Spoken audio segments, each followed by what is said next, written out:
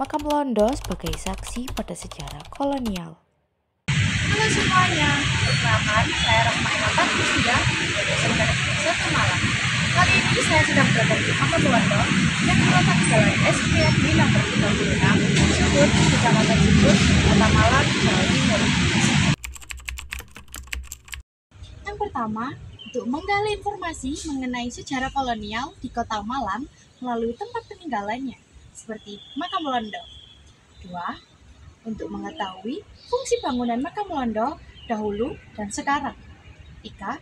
Untuk mengetahui desain dan keunikan gerbang Makam Londo yang dirancang oleh Herman Thomas Karsten. Kuburan Sukun atau yang biasa dikenal dengan Makam Londo sudah berusia tua dan mengalami 3 masa, yakni pada era kolonial Belanda, era pendudukan Jepang, dan era kemerdekaan. Makam Londo dibangun pada tahun 1919 hingga 1920 saat Bauplin III atau saat rencana perluasan Kota Malang tahap ketiga dengan luas 12.000 meter persegi.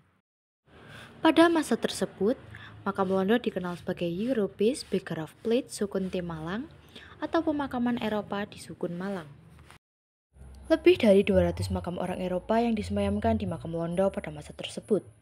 Namun, baru ada 20 orang yang dapat diidentifikasi profil tokohnya. Sedangkan, banyak makam yang belum dapat diidentifikasi karena sulitnya dokumen pendukung, serta tidak ada lagi warga Eropa yang berziarah kepada makam leluhur yang berada di Makam Londo. Dahulunya Makam Londo diperuntukkan sebagai tempat peristirahatan terakhir bangsa Eropa yang berada di Kota Malang. Selain itu, pada masa pendudukan Jepang, Makam Londo berfungsi sebagai tempat persemayaman tentara Jepang.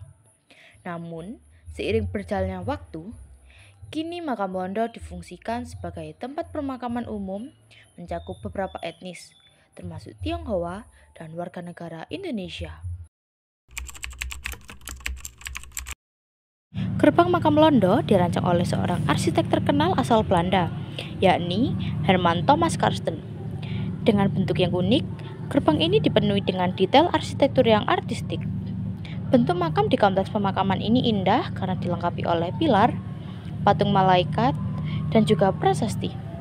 Bangunan gerbang tersebut tidak hanya berfungsi sebagai akses masuk saja, namun juga sebagai simbol kekuatan.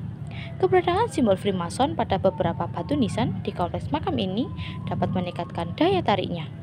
Simbol Freemason berfungsi sebagai penanda keanggotaan dalam organisasi Freemasonry. Kompleks pemakaman ini memiliki luas 12.000 meter persegi dan dibangun pada tahun 1919 hingga 1920 saat Bauplin III atau pada perencanaan perluasan Kota Malang tahap ketiga. Makam Londo pada saat itu dikenal sebagai Europese Begraafplaats Sukun te Malang atau pemakaman Eropa di Sukun Malang.